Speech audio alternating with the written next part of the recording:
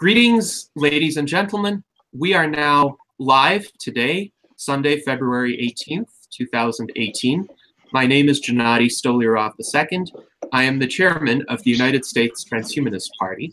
And today I am proud to host a panel jointly with the Institute of Exponential Sciences, an organization we have been allied with for a long time, and to have as my co-moderator, Demian Zivkovic, who is the president of the Institute of Exponential Sciences. Welcome, Demian. And I am also pleased to have three expert panelists who will spend 2 hours discussing today how cryptocurrencies and blockchain-based technologies will possibly affect future economies and everyday life. Of course, this is a broad topic, and we have intentionally selected a panel with diverse perspectives on it. So without further ado, our esteemed panelists are Chanta Long, who is the creator of CryptoCity.com, which is a social media website focused on building the future world of cryptocurrencies by connecting crypto enthusiasts and the general public about cryptocurrencies. He is also a full-time trader and participates in the Hyperstake Coin project, which is a Bitcoin alternative that uses the very energy-efficient proof-of-stake protocol, also known as POS, which we will discuss in the course of this panel. Welcome, Chanta. Then we have Lawrence Wess, who is a Dutch engineer and chief engineering officer at the Institute of Exponential Sciences. Furthermore, he is the owner of Intrafix, a company focused on custom 3D printed products and software solutions. He has also studied artificial intelligence and is very interested in transhumanism, longevity, entrepreneurship, cryptocurrencies, blockchain technology, and art, and a lot more. He is a regular speaker for the Institute of Exponential Sciences and is very committed to educating the public on accelerated technological developments and exponential sciences. And finally, we have Moritz Bierling, who in his work for Exosphere Academy, a learning and problem-solving community, has organized a space elevator bootcamp, an artificial intelligence conference, and an Ethereum training course, while also authoring a primer on the emerging discipline of alternate reality design.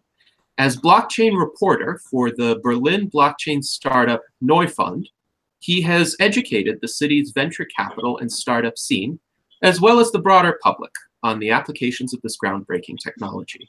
His work has appeared in a number of blockchain-related and libertarian media outlets, such as CoinTelegraph, The Freeman's Perspective, Bitcoin.com, and the School Sucks Project. Welcome, everyone, and let us start with your introductory remarks, Chanta. How do you think cryptocurrencies and blockchain-based technologies will affect future economies and everyday life?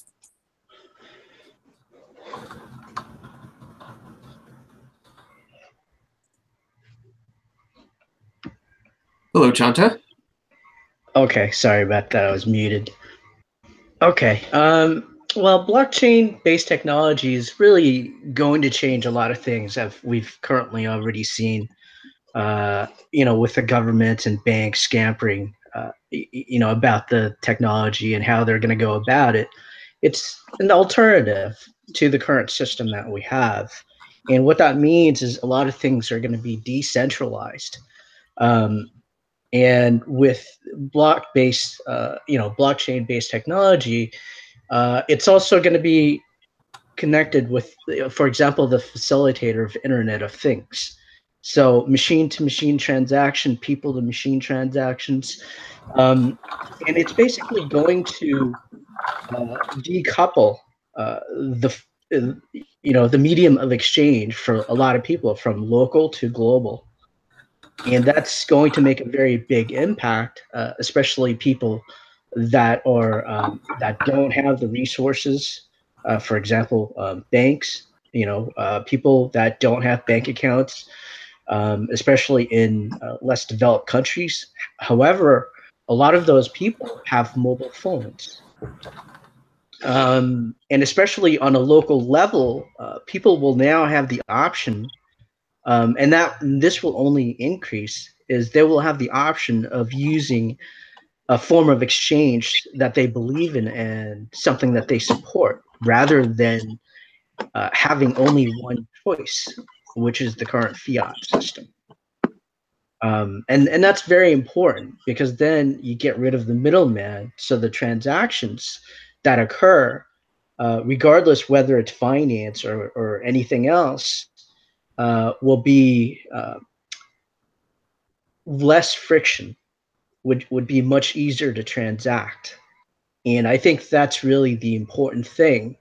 And it will definitely enable or empower a lot of people to connect and exchange where normally it would be very cost prohibitive to do.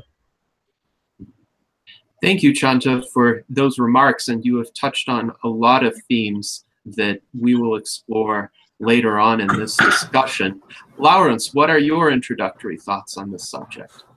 My introductory thoughts on it are that blockchain technology can kind of be seen as some sort of an internet 2.0, because when the internet was first introduced, it was primarily composed of a small network of a few computers that were able to communicate to each other.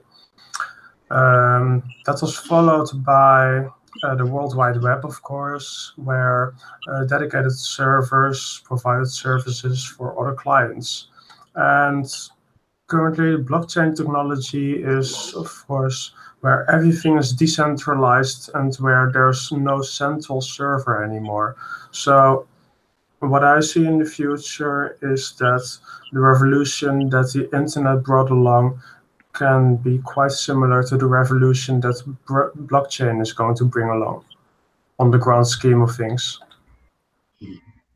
Thank you, Lawrence. And I agree, there does seem to be a revolutionary potential to this technology, of course, depending on how it is deployed and how widely it becomes adopted. Moritz, what are your introductory thoughts? All right, bless you. Well, my introductory thoughts are that blockchains are an already obsolete technology that, however, have already introduced an innovation in basically the ability to transfer value over digital space to the broader public, that in the future will be taken over by other crypto-based technologies, not blockchain-based technologies, that are actually able to sustain and to manifest the vision that was laid out by Bitcoin and the subsequent other innovative protocols that have the idea of basically disintermediating relationships, making relationships unenclosable. So basically into a specific space and then extract it for value.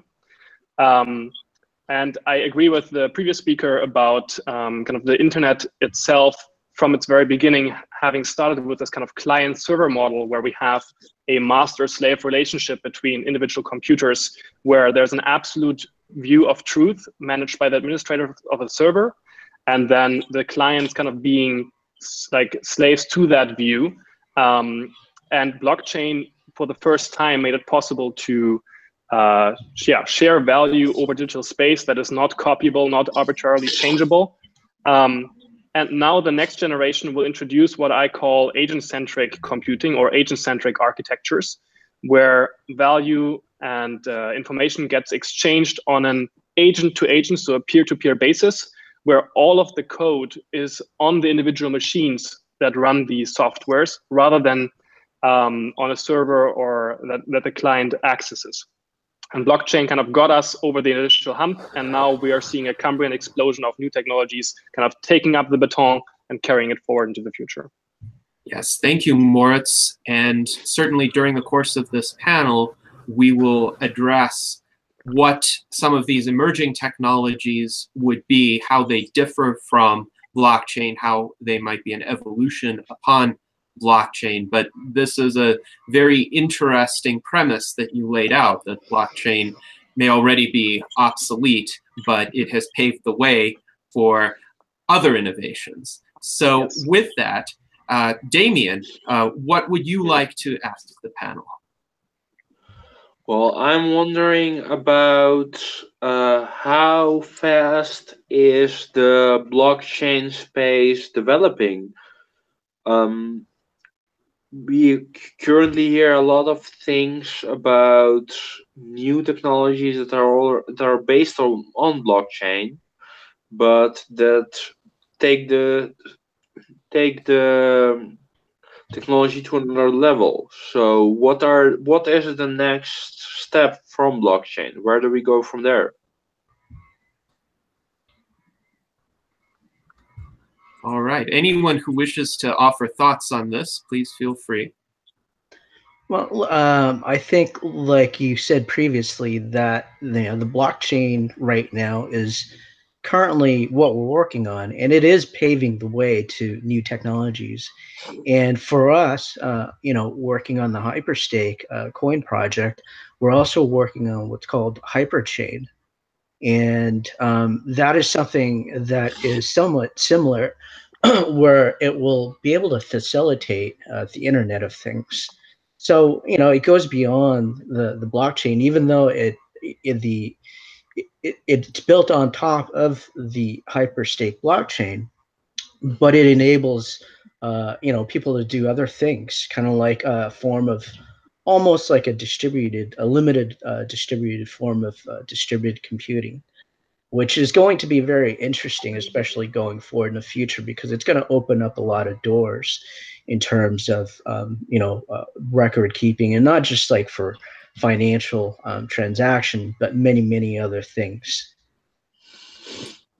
And this seems to be along the lines of what Moritz was discussing, technologies that transcend the blockchain, but perhaps build off of the premise of the blockchain. So I'm curious, Chanta, with regard to your remarks on distributed computing, because I've participated in various distributed computing projects over time, and my layperson's understanding of the difference between blockchain and distributed computing is a blockchain is essentially a ledger where everybody who participates in the system has a record of every transaction that took place. And the way you verify the integrity of a transaction is that everybody has the record of it, so you don't depend on a single intermediary. Whereas with distributed computing, at least in the projects that I've participated in, which have been projects to perform calculations for scientific research or for solving complex mathematical problems, there would be a central server that essentially farms out the work units to individual computers who participate in the system, and then the individual computers run the calculations and report the results back to the central server, which then essentially validates them, and the owner of the project determines what to do with those results. So I'm curious how those two get combined in the approach that you're describing. Well, the Hyperstake coin project uses what's called a proof of stake protocol, which is different than the proof of work in the term where you don't need miners. Or special equipment or expensive equipment and tons of electricity to run it. Anybody can participate. But the thing with these servers is that it needs a little bit of centralization to basically keep all the peers in consensus with each other. Otherwise, they would be prone to attacks. Because if you have differences in the peers, then obviously you would have problems, and that's one of the things that the current blockchain or the hyperchain that is being worked on right now. We have a white paper that's going to be coming out by the end of the first quarter, but what this allows is, for example, the current thing that we're working on right now is a governance system And what that enables people to do is, for example, if they have issues or they want to work on, let's say, the wallet holder will be able to simply vote from their wallet through the staking process and be able to participate in the direction of the project, of where the project is going. And, you know, in that sense, everybody has a form of what, you know, a decentralized wallet. Now, obviously, everybody's hooked up to the network, the Hyperstake network, and everybody has like a decentralized ledger. So everybody has a copy of the same ledger, and that in itself is consensus. And every one of those ledgers or every one of those wallet has to have the same information. However, with the Hyperstake or the Hyperchain, it enables third-party companies or individuals to be able to use the Hyperchain and you know, create their own somewhat applications and be able to use that. And that's really the exciting part, is it opens up a lot of doors to individuals and, you know, any type of entities or companies that wants to use the Hyperchain.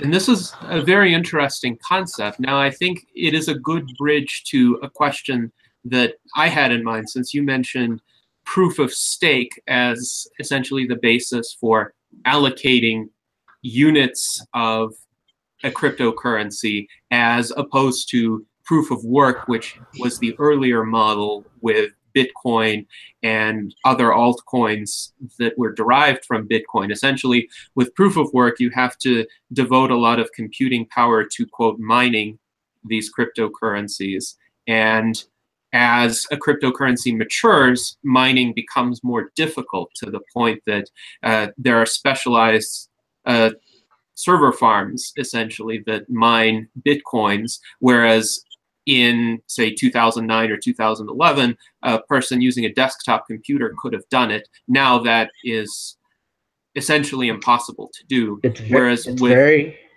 very expensive for the individual to be able to participate. So, you know, with the proof of work, especially in the Bitcoin, it would be very difficult for the individual to try to compete to get into that space. Where the proof of stake, it's very affordable, where anybody could be able to participate. All you need is a working computer, any, you know, basic computer, or it'll even run on a Raspberry Pi. So it makes it very affordable and easy to participate, you know, versus the other alternative, and it's very efficient. And I think that's really the important thing, is, you know, for anybody to be able to participate.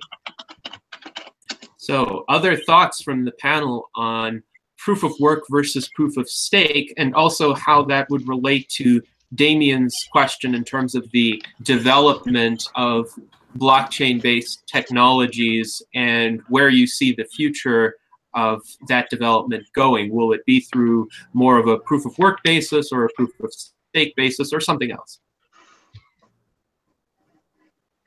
Well, I can definitely speak to that. So, I mean, in my introduction, I alluded to the onslaught of new generation crypto technologies. And so from my understanding, the proof of work and proof of stake solutions to achieving consensus, which is really just like consensus, and both of these algorithms are in place to ensure what is called intrinsic data integrity, meaning that once data is committed to this record, it cannot be altered, and it cannot be it cannot be changed by anybody arbitrarily. And so all of the records are stored. But this is also one of the problems of blockchain, because everybody has to hold all of the data, and because these algorithms are so expensive in terms of energy and even financial cost, they drive the centralization of the entire network ever closer to basically one monopolist. I mean, right now, the Bitcoin network's power 80% of it, I believe, are controlled by just 5 miners or 5 mining pools. And so in principle, there's nothing stopping those 5 to collude on changing the network other than a phone call, basically. It's just a phone call away to do that.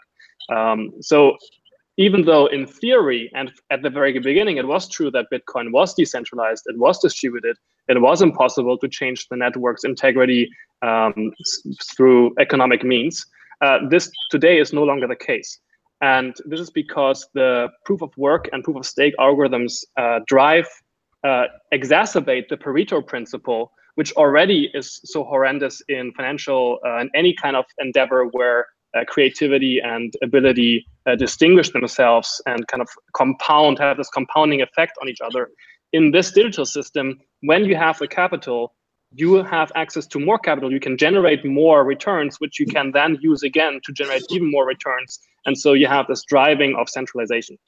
Now, the next generation of crypto technologies that don't use blockchain but still maintain intrinsic data integrity, the one that I'm most familiar with, or there are several ones actually. There's Raiblocks, which has currently some problems, so it's not perfect. There's Hashgraph, which is kind of taking the blockchain idea, but then making several kind of chains work together and interweave. Then you have IOTA, which has its problems, which I don't think is a credible project as well. And then what my favorite project, and which I think kind of takes this all the way to its extreme, to the absolute extreme in terms of agent-centric computing, is called Holochain. And basically what it does is it guarantees data integrity through basically a combination of a validating sharded distributed hash table, basically the technology we already are familiar with from torrents. So whenever you want to download a file from somebody else's computer, what you do is you go online, Pirate Bay, or whatever else you consult for your favorite files. You look for a particular file by name. That file then gives you a hash on this hash table, which then allows you to look up that file directly on other people's computers. And then you get the connection and you can download that file. That's how torrents work. Beautiful technology, old, proven, actually the start of the kind of pirate movement as well. I think it's great stuff. And then it combines that with what is called hash chains, which are also a proven technology and have been part of the internet for a long time, especially if you've ever worked with GitHub, you're familiar with hash chains. They are basically what make GitHub able to have versioning, have integrity assured that the code that is there is the code that was put there. All of this stuff is guaranteed by that. And then combining those two with specific application code in Holochain, you get the properties of intrinsic data integrity, which blockchain pioneered, but which it cannot achieve at scale and at reasonable cost, and even speed. I mean, the Bitcoin network right now is, I think, at 7 transactions per second. Fees are skyrocketing. There are, of course, more innovative blockchain frameworks that are faster, that are more effective, etc. But due to the simple architectural choices made from the beginning to ensure the integrity of the network, blockchain has inherent hindrances to scaling effectively. And so in my estimation, until the blockchain community as a whole figures out a way to shard blockchains or to solve the scaling problem in any other way, it is an outdated and probably absolutely going to fail way of organizing this data integrity system. There is some ways you could migrate from a blockchain at a specific point in time and then like reset all the records, but maintain balances and then move to a new blockchain. That's one way of doing it. There are many ways that you can do this, but it hasn't been done, and it's not likely to happen that way. So I won't go into the technical details because we're talking more to a general audience. I think not everybody here is familiar with cryptography, but suffice it to say that there are other things coming, and I think the way forward for blockchain specifically is to ensure high value use cases, like super high value financial use cases, where let's say a title registry or high value assets securing. That kind of I can see as a valuable application for blockchain technologies, but the kind of microtransactions or even non-financial use cases of intrinsic data integrity are unlikely to, in the future, be done by blockchain. Yes, thank you for those insights, Moritz. And there is a lot that we can go into, many directions this conversation can take based on your remarks. I wanted to also ask Lawrence, what are your views regarding proof of work, proof of stake, agent-centric computing, any of the emerging technologies that Moritz discussed, as well as what the place is for blockchain in terms of future financial transactions? Well, my expertise isn't really exactly in proof of stake versus proof of work, but for as far as my knowledge goes, is that personally, I have a lot more faith in the proof of stake concept. Also, since well, I've been following the Ethereum chain for a long time, and I've been seeing that most investors are tending to go more towards Ethereum. Of course, Bitcoin is a lot bigger these days, but that's more because it was the original cryptocurrency. And I think that that's had its time a bit. So the proof of stake concept also seems far more durable for in the future. And I think that's the way we should grow. But I don't think that this is the final solution or anything. I think that it's still a bit of in its infant shoes, so to speak. And I'm not quite sure at this point where it's heading, and I don't think that anyone really has the final solution on at this point in time. So while I think that the proof of stake concept itself is better, I'm not quite sure that we're there yet. I wouldn't say that this is really the way to go. All right, thank you, Lawrence. Now, Demian, I will ask you to pose the next question, and after that, I will have a question as well about Bitcoin. But Demian, you go first. Well, I would like to ask our current panelists about whether do you think that cryptocurrency in its current form has a future, or is it just a stepping stone to another technology, like just a start of something much bigger? Well, personally, who's going first? Lawrence. All right. Well, personally, I think that it is a stepping stone for something bigger. I mean, cryptocurrency has, of course, even today, it's still just some form of speculation. You can barely buy anything with it. Since I believe 2013, some companies have tried to introduce the concept of paying with Bitcoin, of other cryptocurrencies in certain shops. I mean, even here in the Netherlands, Amsterdam is considered to be the Bitcoin city. That's been for about 1 or 2 years, I believe.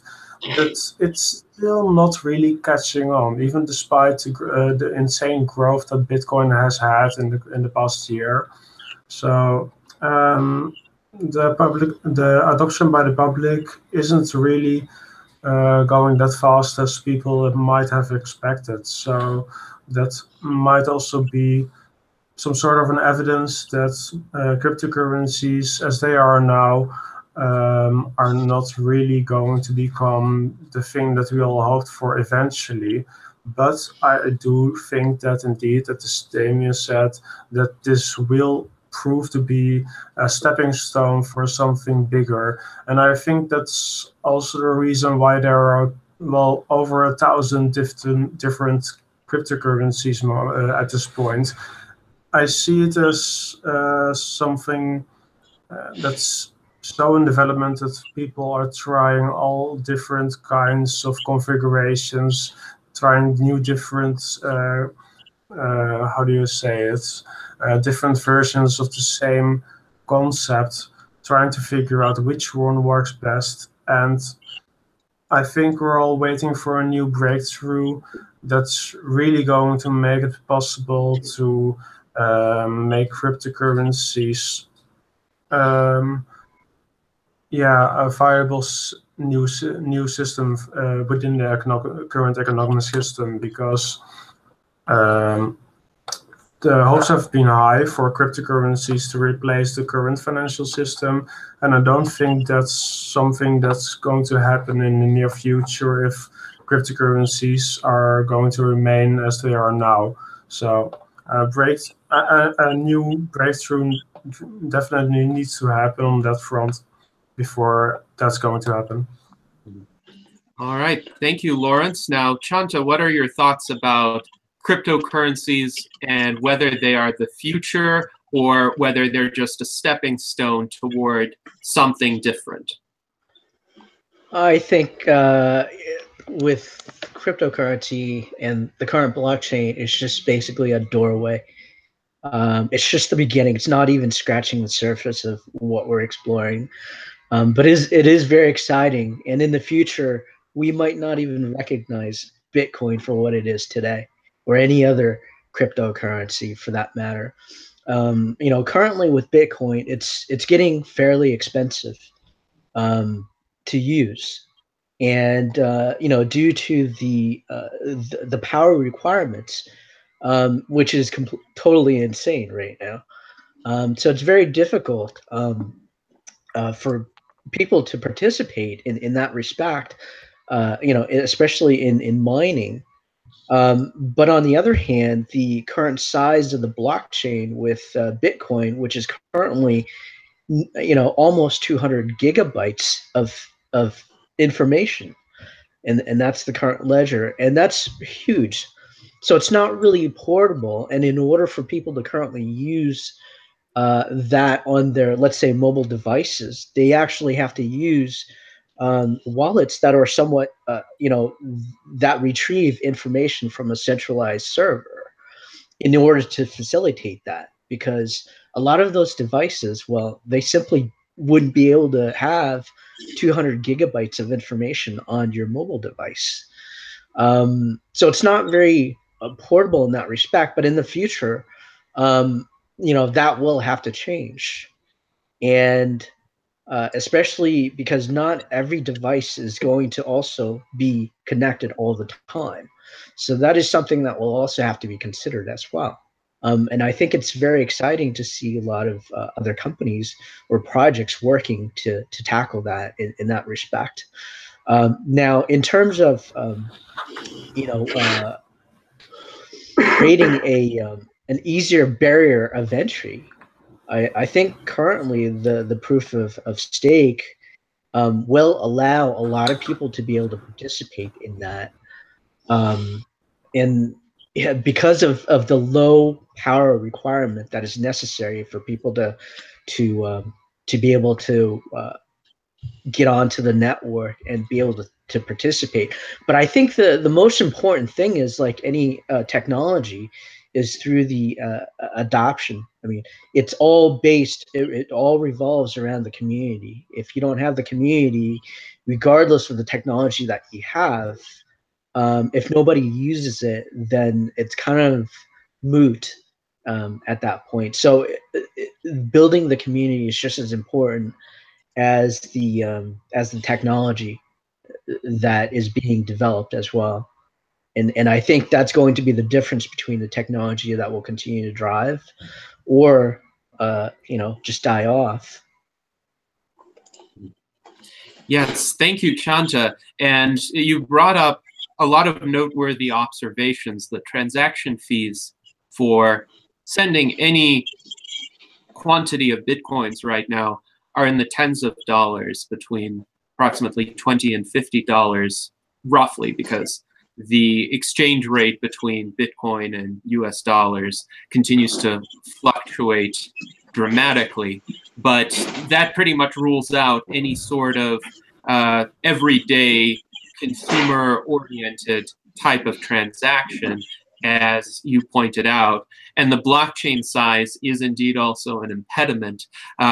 Because I became introduced to cryptocurrencies fairly early, I tried to pursue the very fundamental route of downloading the entire blockchain onto my computer and I used the Bitcoin Core wallet, it did pretty much occupy the entire disk space of one of my computers in order to be able to do that.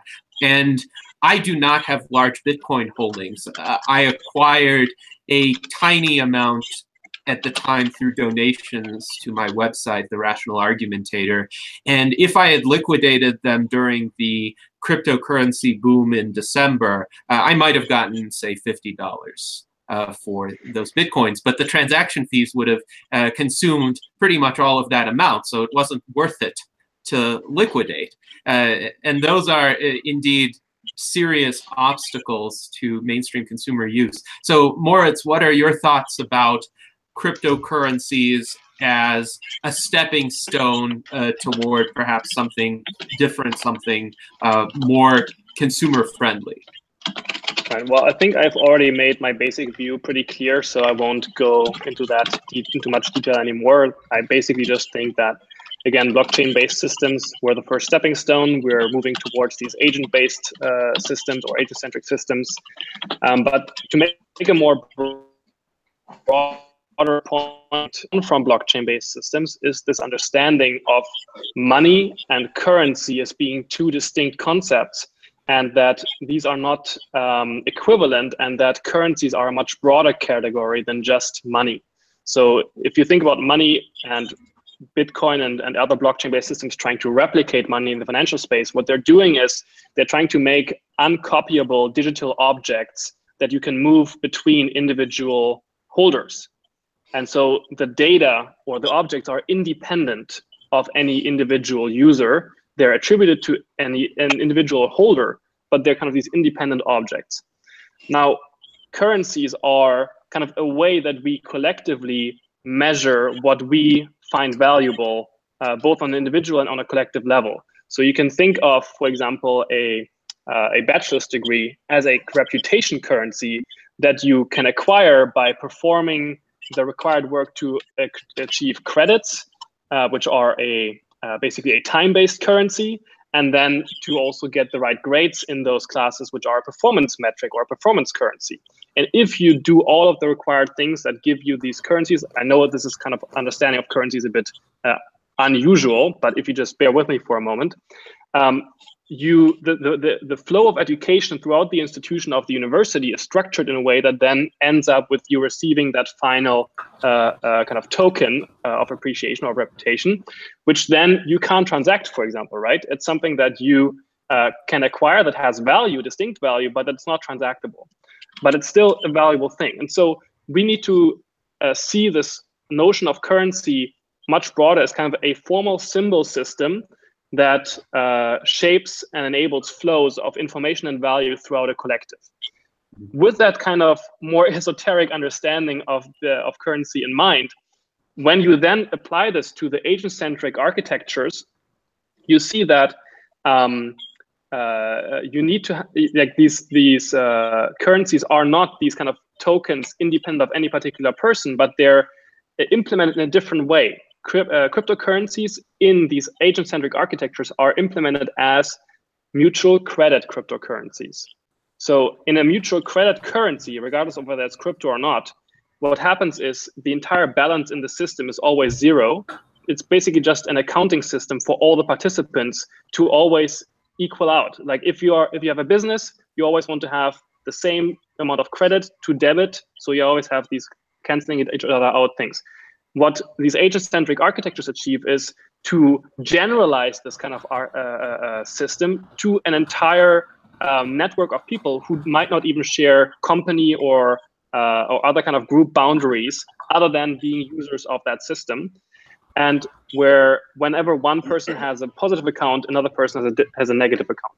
This is kind of the way that you implement currencies in agent-centric architectures, and it enables a whole range of use cases that in the blockchain paradigm are not possible, simply because these tokens are kind of so expensive to account for their movement between different accounts, that the mere computation required to account for them is more expensive than the actual transaction value itself.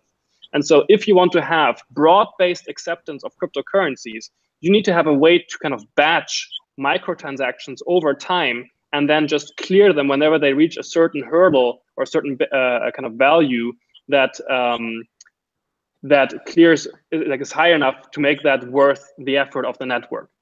And then if you achieve that, you need one more thing to actually have a broad-based acceptance of cryptocurrencies, which is an ability to blacklist bad actors from the network.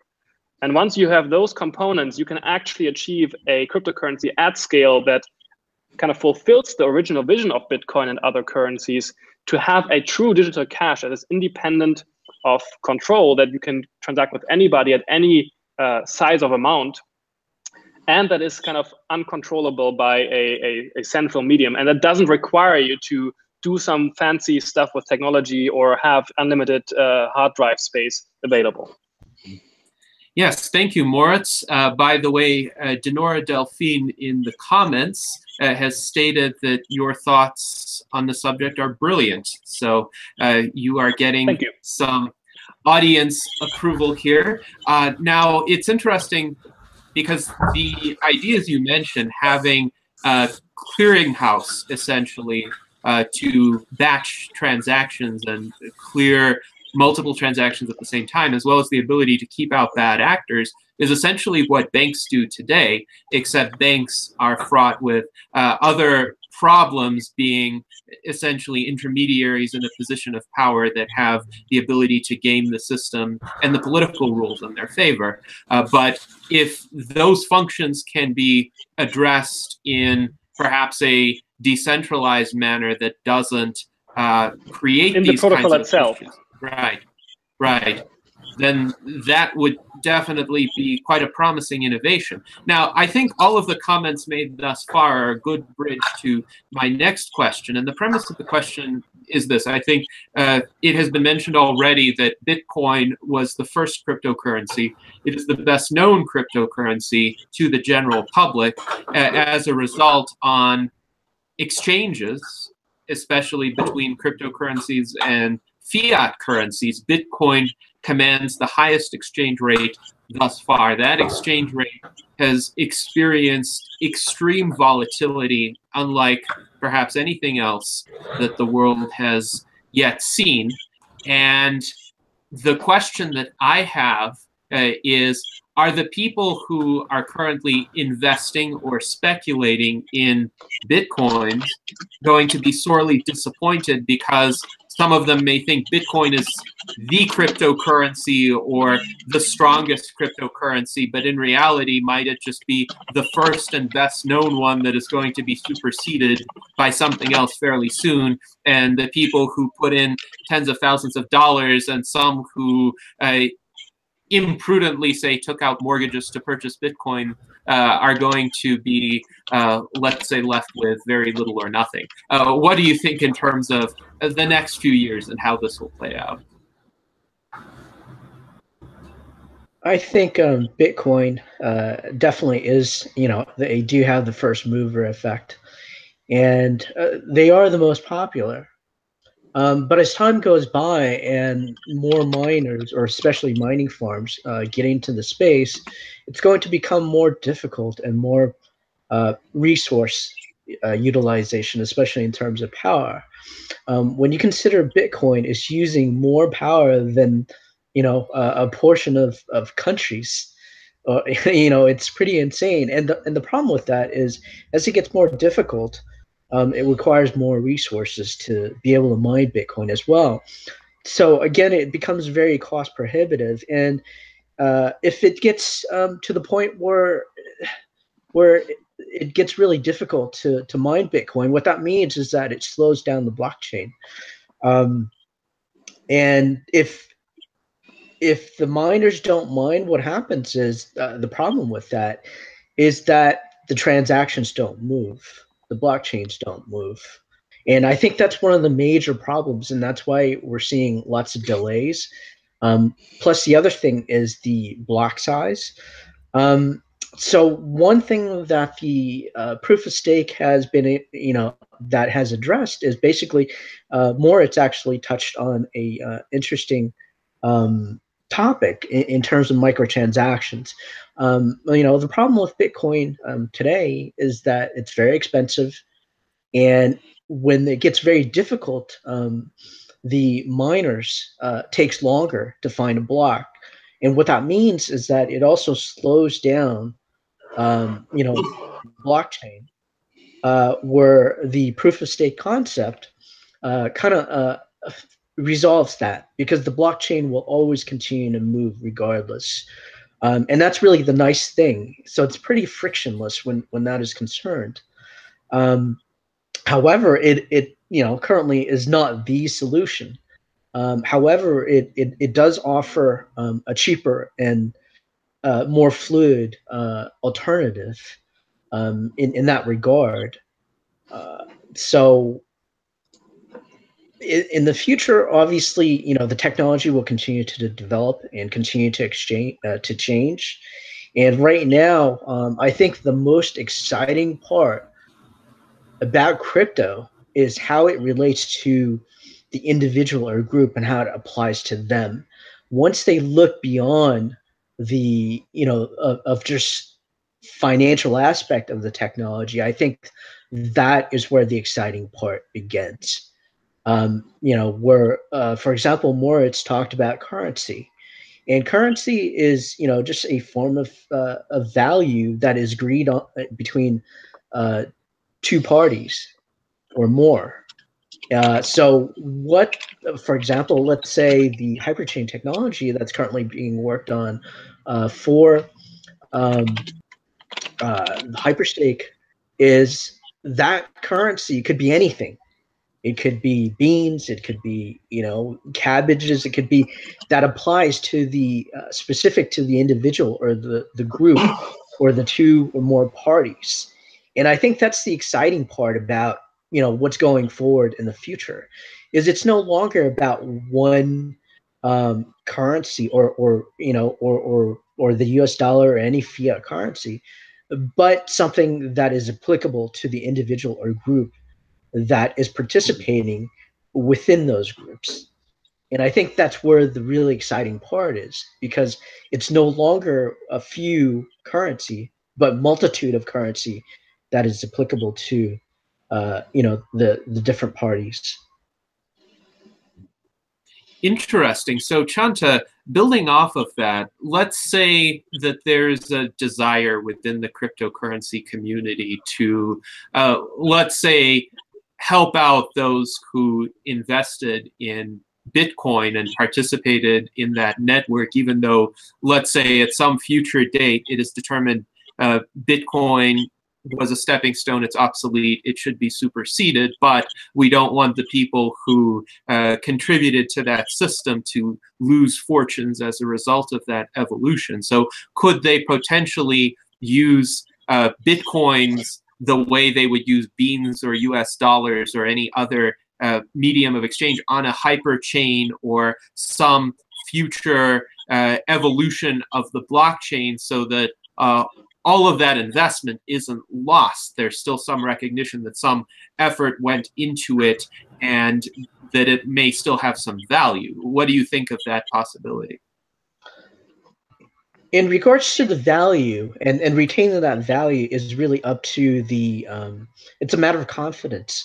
It's really up to the community, for example, the Bitcoin community.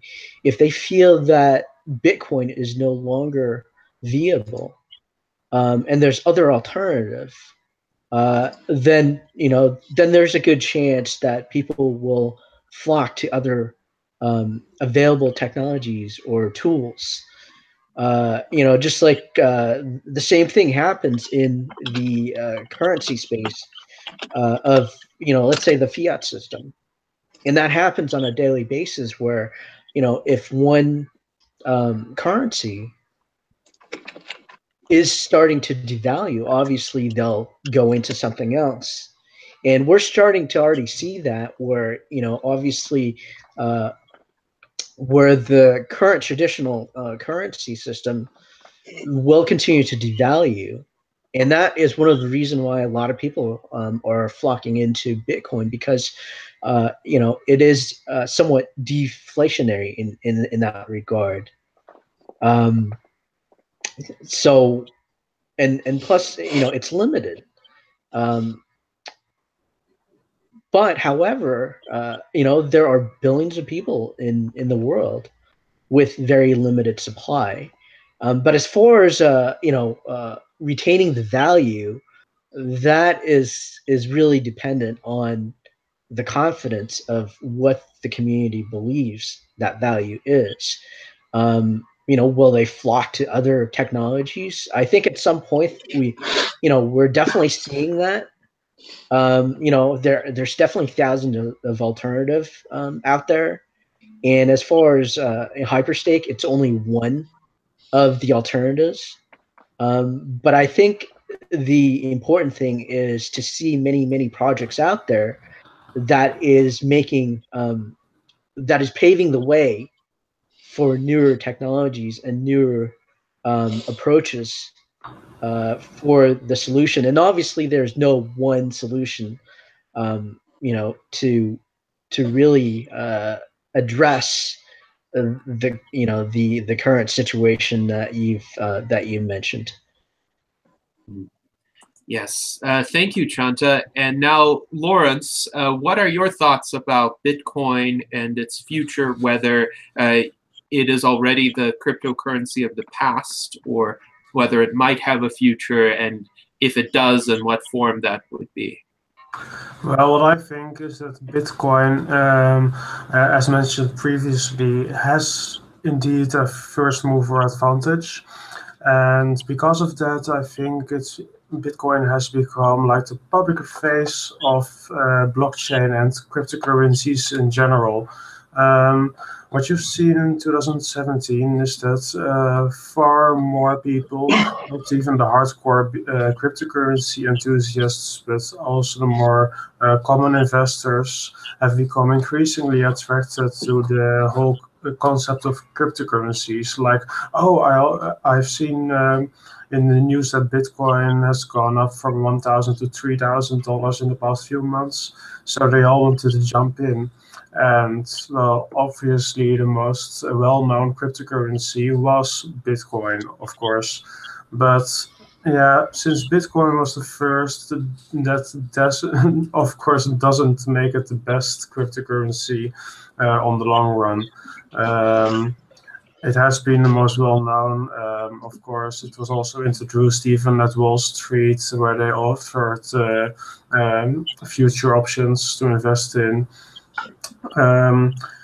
But I wouldn't necessarily say that Bitcoin is already practically dead. I think it still has some future, but I think that my guess would be that within 2, maybe 3 years, Bitcoin will not have the largest market cap anymore, and I think that it will most likely be superseded by Ethereum or probably IOTA in the first place. All right, thank you, Lawrence. And Moritz, what are your thoughts with regard to the future of Bitcoin, as well as any of the other cryptocurrencies that have been mentioned? Let's bring Ethereum into this discussion as well, since it is an evolution of the cryptocurrency concept in the sense that it enables more than just singular transactions. It enables the creation of smart contracts, for instance, or even decentralized autonomous organizations. So what are your thoughts in that regard? So with regards to Bitcoin, I kind of have two perspectives. Like, I'm at the same time incredibly optimistic about Bitcoin and incredibly pessimistic. And that might sound weird, but it's because of two reasons. One, I'm incredibly optimistic because it has and still does have a huge community of very smart people trying to work out problems that the technology has. I myself, however, am pessimistic that they will be able to solve those problems simply because the architectural choices from the very beginning prevent it from competing with these new generation technologies that take a very different kind of fundamental technological approach that don't have those same problems that the blockchain has. Now, Bitcoin will continue to matter for a year or two or several even until it runs into the the energy problem, that it's just the energy necessary to continue the network itself will exceed the value of the bitcoins generated at the margins for the miners. And so the whole network will come to a halt unless they find some other way to either decrease that cost, or to increase the value of those bitcoins, or to some other way lighten the load on the entire network. With regards to cryptocurrency in general and other systems, now Ethereum is an interesting system. I think it also has the most potential after Bitcoin to become even more used and accepted. It already has the largest developer community. It has the largest nodes, largest number of nodes. It has the most acceptance from existing institutions like the old corporate world, as well as governmental bodies. So it definitely has those network advantages. But again, it also has the, in my perspective, although there, of course, there are others, fatal flaw of being a blockchain-based system. And until they find a way to scale that, I'm pessimistic that they will be able to have that thing survive, especially once these new technologies do get going and actually kind of come into their own. And so that is going to happen very quickly. So the problem, even though they have these huge network effects, and remember, they got these network effects because they were here in the beginning, were able to evolve to kind of gather up people from other systems where they were dissatisfied and thus gather them around them.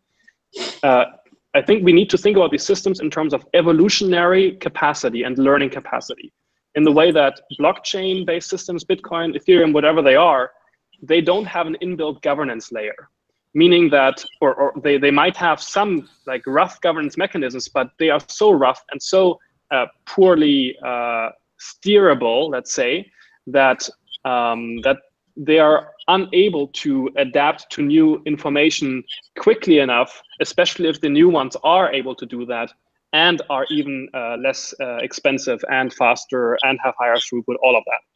So I think that's the future of the cryptocurrencies, that the shift will occur from token-based cryptocurrencies to kind of these agent-centric mutual credit cryptocurrencies. And they will just slowly and maybe at an accelerating rate eclipse the old ones. And I hope that there's a way to give the people who bought into Bitcoin a way out, let's say. But for any way out, there has to be somebody else who accepts them. So it's kind of, it's hard to find a way that everybody walks away from this unscathed. And I just want to make one last thing clear. I'm by no means an opponent to Bitcoin's success. I would like nothing more than for Bitcoin or Ethereum or all of these other systems to succeed.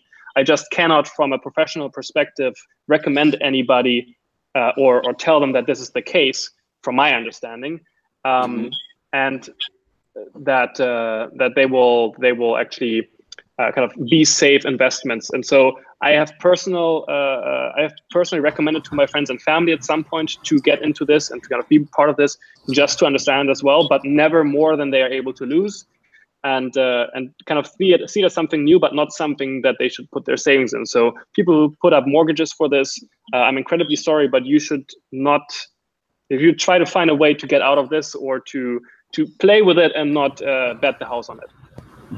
I would say if you would look at the top 3 technologies that would supersede Bitcoin or Ethereum, what would they be? What would you say from a professional point of view that are the best competitors? So right now, those are the ones that are currently already existing are Hashgraph, which kind of takes the blockchain idea, kind of adds another dimension, or kind of like expands it. Then there is BitLattice, which is an experimental project, which I have no BitLattice, which is an experimental project. It's spelled bit like Bitcoin, and then lattice like LATTICE, which is an experimental project, which I have no ability, purely from a mathematical and technical perspective, to evaluate properly. So I leave that up to other smarter people than myself. But it definitely introduces very interesting concepts about lattice-based cryptography, not elliptic curve cryptography. And so that solves some problems. IOTA I cannot recommend because it has security problems, and it seems like the smartest people that I know think of it as a laughingstock, basically. And then Hashgraph I already mentioned, but this is proprietary, so it's not an open source project. So I'm more for open source things.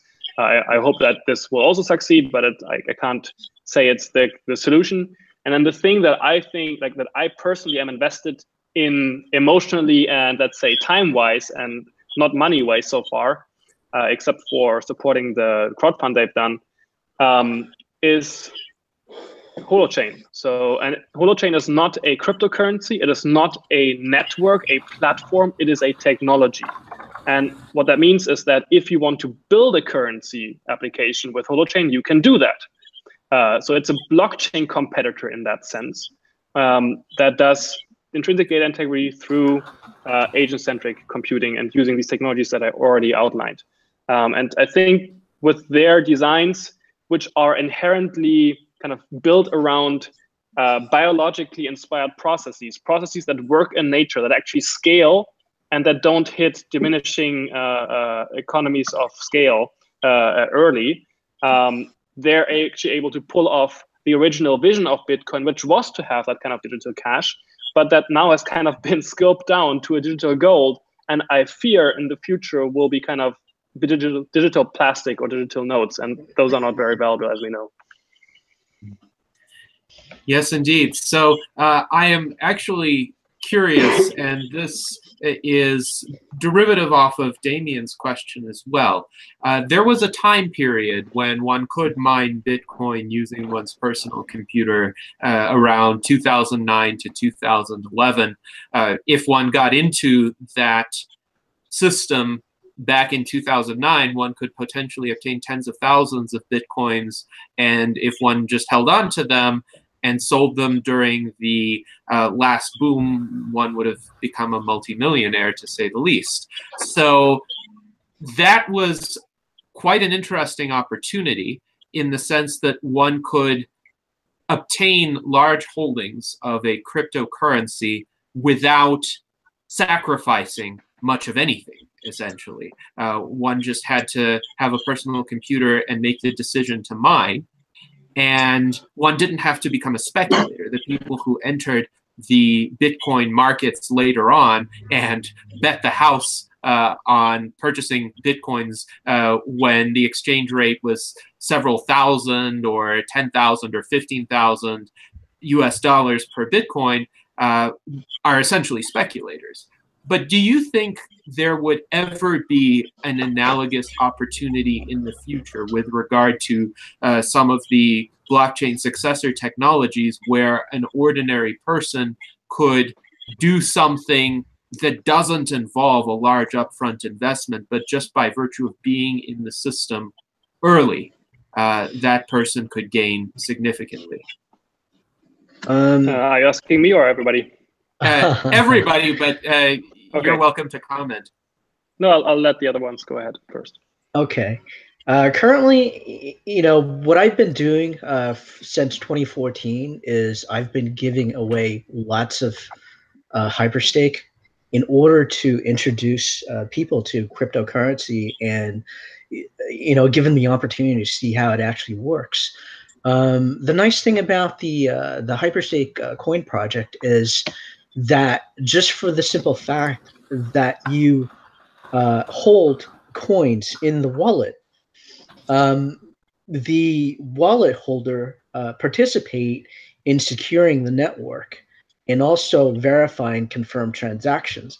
So every wallet pretty much does the same thing as what Bitcoin does with miners, just without the power resource requirement and without the expensive equipment.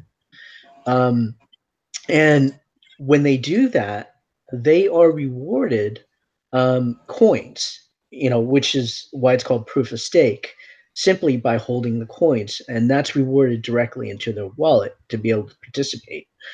So in that respect, it does give people a very low barrier of entry. For some, obviously, it doesn't cost anything because I've been giving tons of coins away, and I still continue to do it, till today. and I will continue to do that in the future as well, every day. And Moritz actually brought up a pretty important topic in terms of governance, and that is something that the Hyperstake coin project is going to introduce in the very near future, along with the Hyperchain. We're actually working on a white paper that will detail all the goodies of of what's coming ahead in the first quarter, or towards the end of the first quarter. And what happens is even Ethereum has has realized they are having the same issues as with Bitcoin in terms of the mining efforts and the power requirements. And what Ethereum is looking at is they suggested that it's a possibility that they may go into switching over to the POS protocol, or the proof of stake protocol. Hyperstake has been doing that since 2014, and with the governance system, that's a very important part of the core infrastructure, because what that allows is imagine having a government without any biases of people. You have a set rules, and it's not discriminatory of anybody. It treats everybody the same, as long as they participate in the network. And I think that's very, very important. So if we're looking at huge billion-dollar cryptos like the Ethereum platform, thinking of switching over to the POS protocol, that's a very, very important I think aspect of where things are looking to go. And I think their recognition of that is important to really be aware of. But again, it's not the only solutions out there. The technology will continue to evolve, and that's happening at a very fast rate. Now, a lot of problem with a lot of projects out there is is in terms of finance. How are those projects funded? And that's another thing that we're looking to address as well, is going forward in the near future, the Hyperstake project is going to be self-funded from the network itself. So then the project will be able to continue to develop and continue its marketing and support efforts and whatnot. And that's going to be important for ongoing projects in the future, regardless whether it's Hyperstake or any other projects out there. And I think that is one of the important parts that really decides, whether a project is going to continue to evolve or not going forward in the future. Thank you, Chanta. And now, Lawrence, what are your thoughts about essentially what the post-Bitcoin future might look like, what technologies would predominate, as well as whether there are any technologies right now where there is a sufficiently low barrier to entry that ordinary people of ordinary means could participate without risking very much? Well, on that question, I don't really have a concrete answer right now, but I was thinking about the topic of mining that you mentioned previously. So if it's not a problem, I would like to add something on that part. Certainly. Okay. Well, what I've noticed lately is, obviously, the cost of mining and the energy consumption has become a problem, certainly for Bitcoin, but also for the other large cryptocurrencies. So what you've seen is that people have started to look at other ways that those coins can be mined. So what you've seen is that websites, some websites at least, have started offering people choices to either have them be shown ads, or instead of that, they can choose to not get any ads on their website, but instead of that, they offer their computer as a mining device while they're viewing the website. And that can be a large contribution when you're talking about a website that has millions of users, because that way you essentially have a mining farm that's comprised out of 1 million computers that mine coins on a regular basis. Mm-hmm. Yes, indeed. So I think this is a good bridge into the next question that I have. And this will be my last question before we get into a lot of the audience questions and comments. But ultimately, the great promise of cryptocurrencies toward the end of the last decade was to enable consumer-oriented transactions to occur in such a way that would preserve value despite devaluation of fiat currency. So I always want to be comfortable in knowing that I can go out and buy a sandwich after having done a certain unit of work, let's say, that is suitable for enabling me to buy that sandwich, no matter what happens to geopolitics, to monetary policy, to fiscal policy. I want to be comfortable that if I've worked for it, if I've earned a certain number of units, I can always go out and buy that sandwich or buy that widget. And I know that there are millions of other people out there who are willing to sell me sandwiches and widgets based on what I have earned. That is essentially, in a very layperson-oriented language, the promise of cryptocurrencies early on.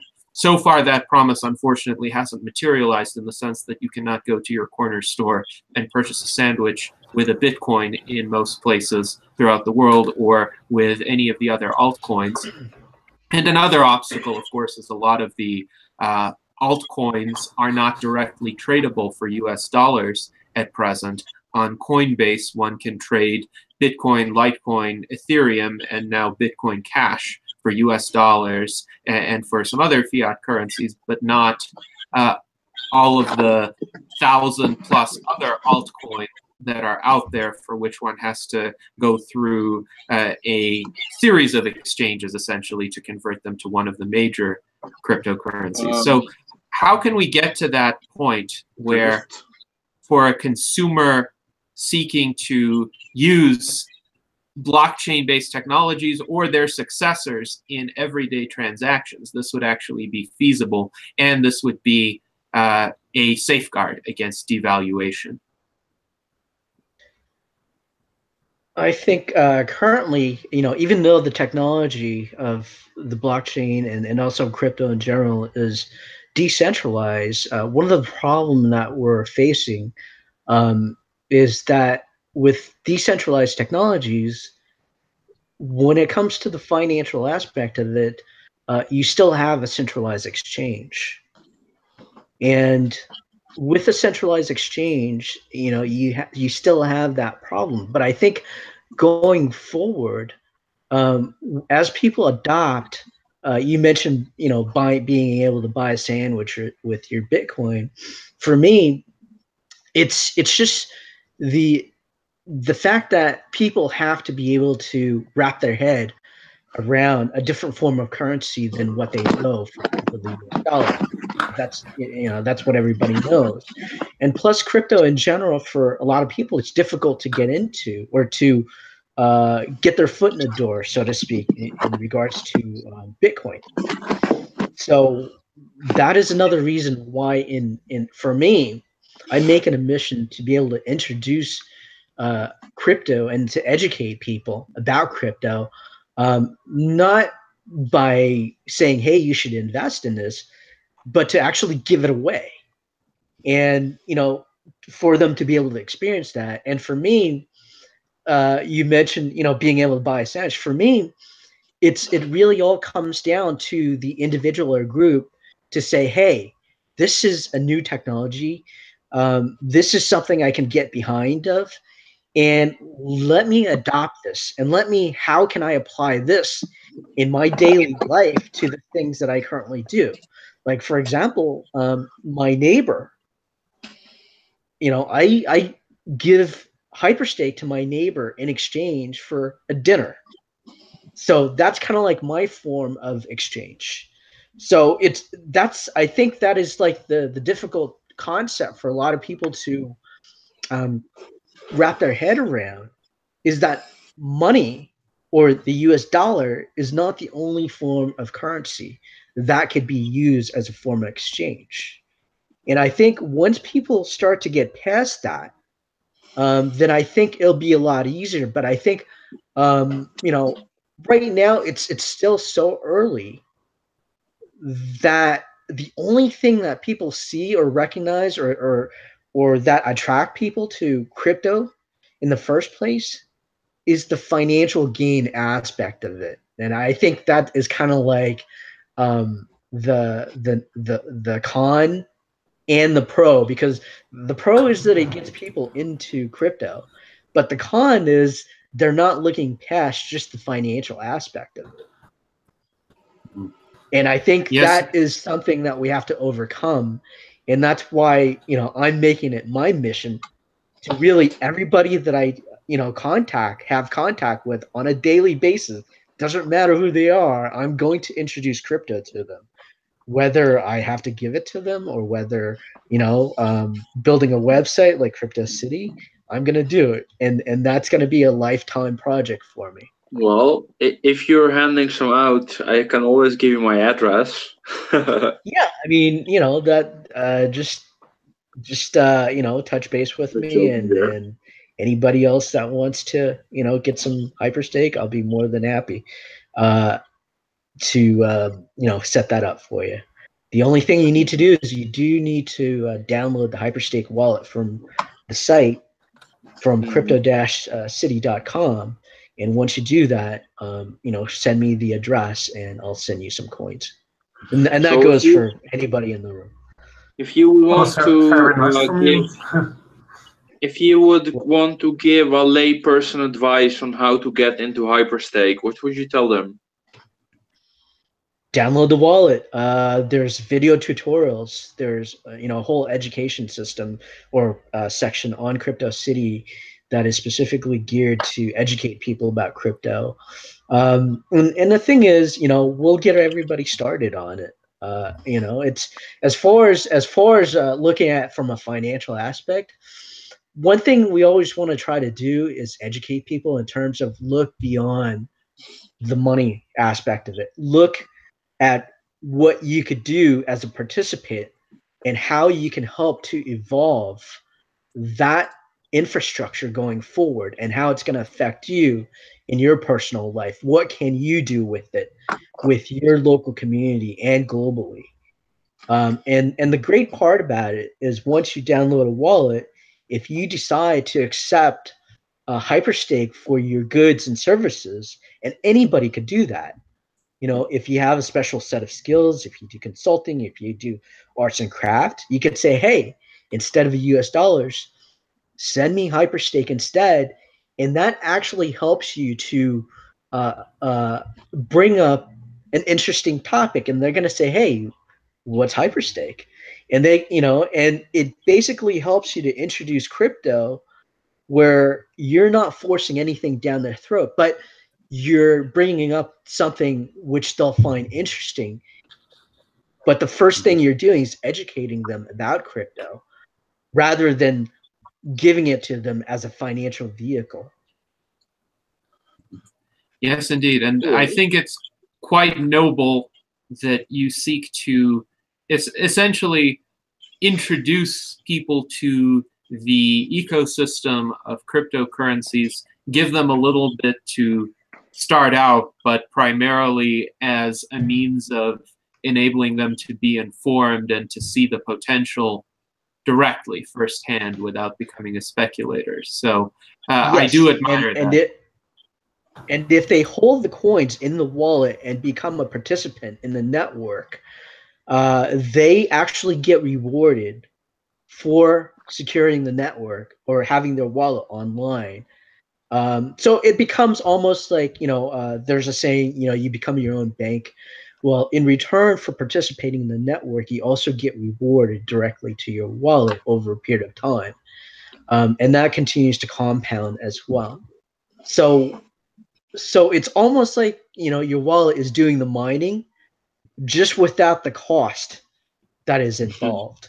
And the more coins that you have, you know, as you continue to increase the amount of coins that you have, the better that the better that it becomes for you as a participant. But the really nice thing is that if you wanted to use strategy to increase, because obviously there's going to be people that have more resources than you. You know, for example, somebody that has a million coins versus somebody that has, you know, 10,000 or 100,000 coins. Obviously, someone with a million coins is going to be able to use different strategies to try to maximize their returns within that network. You know, because it's almost like a competition. Every week, anybody that holds a coin automatically qualifies to participate to win rewards. And that's really the nice thing about it, is it's incentivized for people to participate.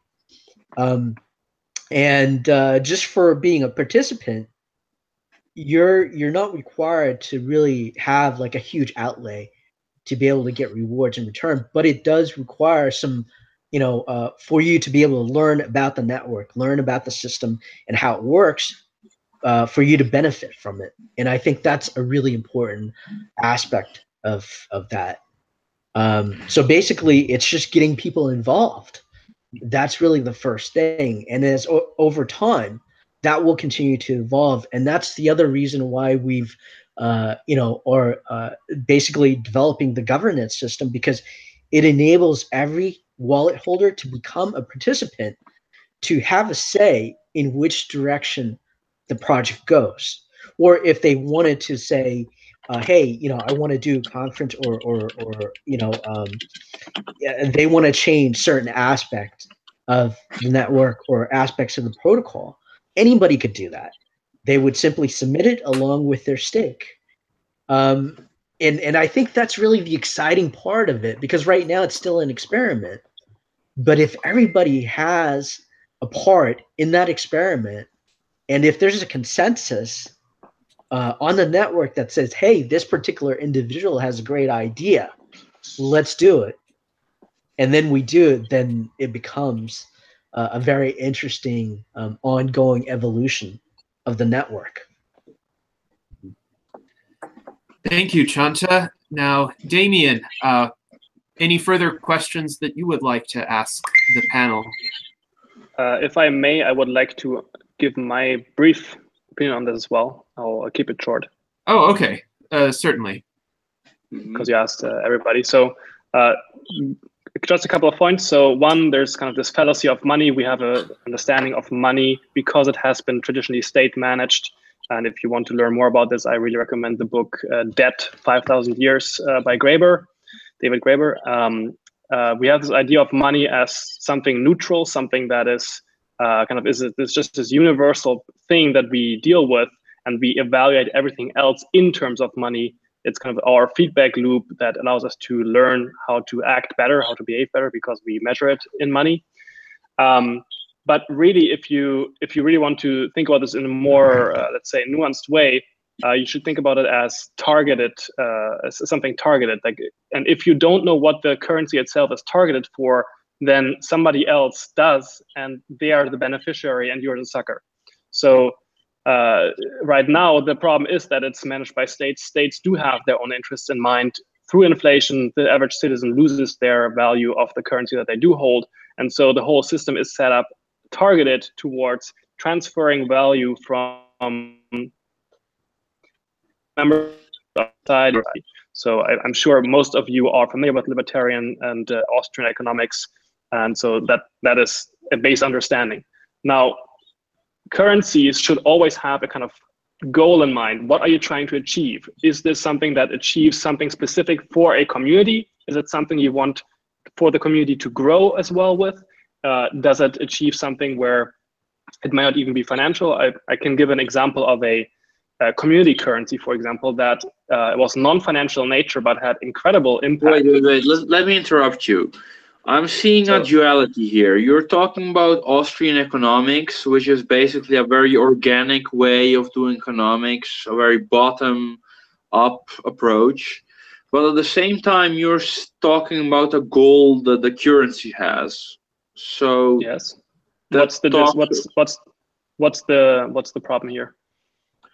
Well, if you're designing a currency with a specific goal, that sounds to me like you're trying to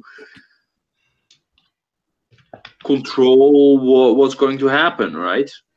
Well, it depends who does the designing and who accepts it, right? I mean, if you're talking about a government where it's backed by force, like asking you or actually requiring you to use it to pay your taxes and to accept it as legal tender, then you don't have a choice about using it. I mean, you can try to avoid using money, but it's really hard to do that.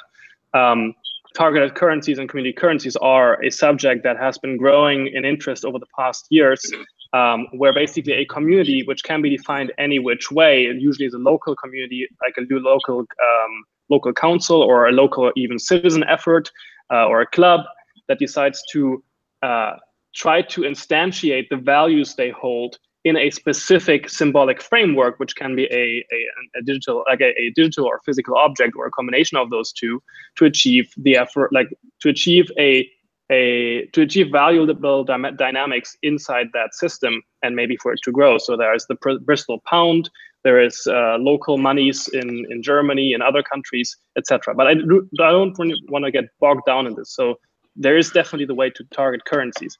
I just want to make the point. Go ahead. I do have another question on the whole proof of stake thing. I mean, if you look at trying to encourage people to participate by giving them an interest on their holdings, on the other hand, if you have such a currency in place as a global currency that would be used, let's say in a hypothetical world where crypto has overtaken fiat and we are working with such a system, don't we get the problem that people become very adverse to spending and essentially hog money, because that means that it'll make them more instead of pumping it back into the economy?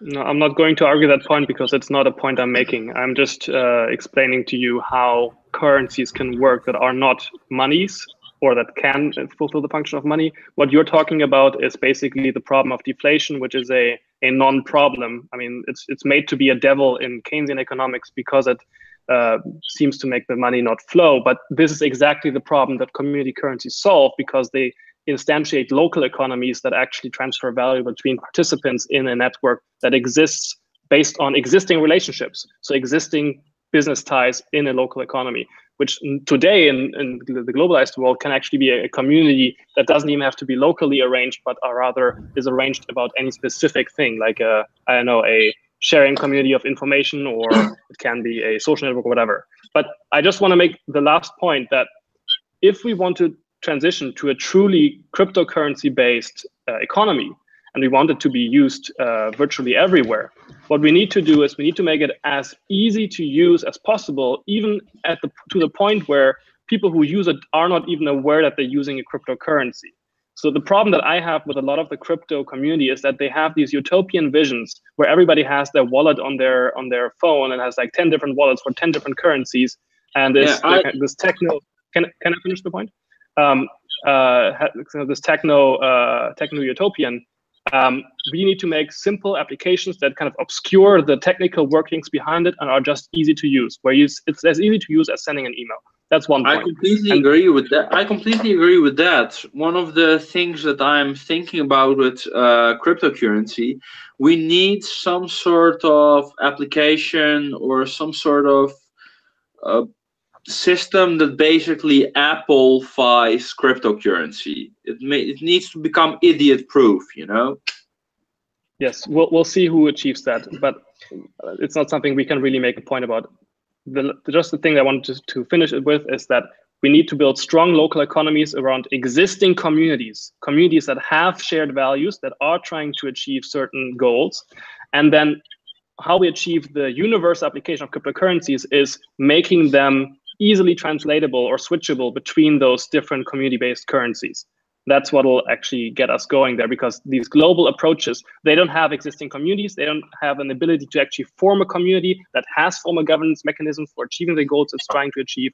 And so it isn't actually a community. I even think that Bitcoin itself is not a community because it doesn't have formal ways of influencing the network to change governance. But anyways, that's all I wanted to say. And I think we want to take some questions from the audience now.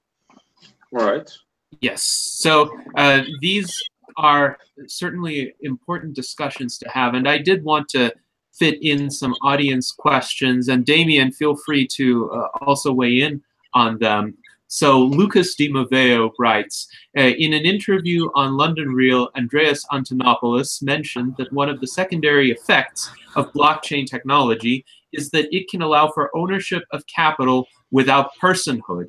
For instance, machines as vendors, operators, and business owners. And of course, this relates to the concept of a decentralized autonomous organization that doesn't have to have management, doesn't have to have people continually tweaking its policies, and can have, say, self-executing contracts. So Lucas asks, how do you think this will affect our understanding of artificial intelligence, even if it is narrow AI? Would anyone like to weigh in on that? Yeah, I mean, that's a really interesting topic. Because this is only just the beginning. I mean, we're not even. It's insane. You know, just me thinking about the future is that's where the Internet of Things come into play, and that's where the hyperchain is going to be an interesting interesting topic, because machine to machine and totally autonomous transactions. You know, for example, your refrigerator being able to order food, you know, when it runs out, or taxis, you know, paying for another services.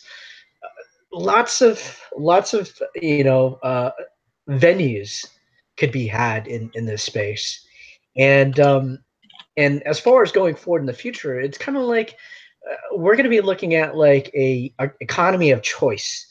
Everything is going to be decentralized. It's no longer a particular currency. So basically, everything will revolve around the particular individual of what they want to participate in. But in terms of the you know, of machine to machine, I think that we're going to see an increase of that. Like for the blockchain technology, or even other, you know, cryptos, even with the hyperchain.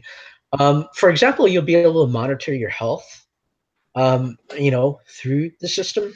You'll be able to, let's say, monitor your house. You know, you're keeping your information in terms of your health records. Anything is possible. And that's really the nice thing about it, you know, from games, videos, anything you can really think of. All right. I'd like to weigh in on this, specifically regarding our understanding of AI.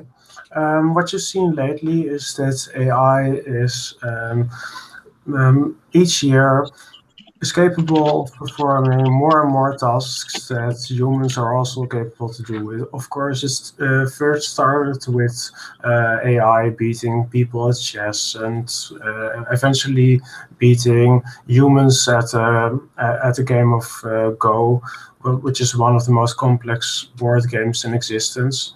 And what I've noticed past year is that the applications of AI are targeted to become a bit more human, such as using AI to control the movements of a robot in order to make them move more human-like. And I think that the same concept can also be found in the application of AI within the blockchain technology, and especially when it comes to ownership of capital and such, that AI will become significant players on those markets, and that from the outside, the distinguish, how can I say this, the difference between AI and artificial intelligence and normal humans the difference will not be that big anymore. So the division between those two will sort of become a gray area. So I think that is what will change our understanding of AI, that they're not to be considered just machines or just algorithms anymore, but just as humans can be large players on the market and even on the economic market. Thank you, Lawrence. Now, Demian, what are your thoughts? Yes, well, I sadly have to leave you about now. And as we see technologies evolve, we also see cryptocurrency evolving with them, such as technologies in computer science and related issues. And, well, basically, it's a very exciting time to be alive. The future isn't what it used to be. And I would say I'm very thankful for your insights. I'm looking forward to seeing the next thing on crypto emerge. I've learned a lot today. I'm interested about what's going to happen with Hashgraph and Holochain. I will definitely stay in touch with everyone. And I hope you have a good final part of the debate after this. All right, thank you, Demian, and we appreciated having you as well. It is unfortunate that you have to leave early, but I will take it from here, and we will continue with audience questions. Moritz, before we move on to the next question, do you have any thoughts about how AI might be connected to future applications of blockchain technology or agent-centric computing or any successors to blockchain technology? Sure. I actually think that the notion of AI becoming an agent of its own is a delusion. I think that the current understanding of AI as this kind of alive being is something that where we apply the concept of God or of an individual to a technology that cannot sustain itself outside of a context of human technology and us keeping that stuff alive. I think it's also based on understanding a faulty understanding of how intelligence actually works. Because if you look at how intelligence works and how the debate has been progressing, is that the idea of GoFi or good old-fashioned AI as the idea where you build a model, then you execute an action, and then you see what happens. That's kind of the idea of AI that most people use, is wrong and is a faulty understanding of intelligence. The actual way that intelligence works is as an embodied process. And Rodney Brooks actually in the 70s talked about this already, like back then, and I think it should have worked its way by now through the artificial intelligence community or even the transhumanist community, an understanding that intelligence works by subsuming individual modules that do very specific tasks into a hierarchy where feedback loops between the individual modules make it work together, and where the sensing and the response happens at very short time scales through the networking of these different architectural, different modules. And one more context that kind of gives a better understanding of this is that the AI model that we use today, or most of us use today, is based on this idea of absolute truth or of an absolute view on data. If you understand where actual AI currently is coming from and where the machine learning revolution that we're seeing is coming from, it's from the client-server-based model of the internet, where we've been able to amass lots and lots of data on servers that can then be mined and analyzed and kind of learned from, build up models, and then analyze other things that seem to be like that. That's where our current understanding of AI comes from. But once we... Yes, go ahead. That is not totally true. The current bleeding edge applications of AI are not based on just artificial intelligence or let me just call them by their names, ANNs. They are not just trained on specific data sets that you feed into them and train them to perform or to mimic the same results that the data sets ought to train them to produce. I understand that. I understand deep learning algorithms that they can learn by themselves. They don't need training data. I understand that this is something that is a development that's happening. I'm more talking about, and it's a good point. You're making a good point. I mean, I'm more talking about that AI, the current understanding, at least as far as I understand it, is coming from this assumption, this kind of rationalistic assumption that there's an absolute truth or an absolute view on reality, and that can be modeled and kind of learned from, and then to kind of take into, like, have this compounding effect of intelligence feeding on itself to become ever smarter. And it's kind of the singularity idea that is so popular among people like you, like myself, because it kind of gives us this thing to look forward to. But I think it comes from a wrong notion of how intelligence works. And if you actually look towards nature and how intelligence works in nature, it's an embodied process. It's a process that takes advantage of individual modules. Like in a body, there's no CEO cell. There's no cell that kind of learns the model, then tells all the other cells how to do things. It's a subsumption architecture that uses individual cohering units of agency at lower levels to build up ever higher levels of agency on top.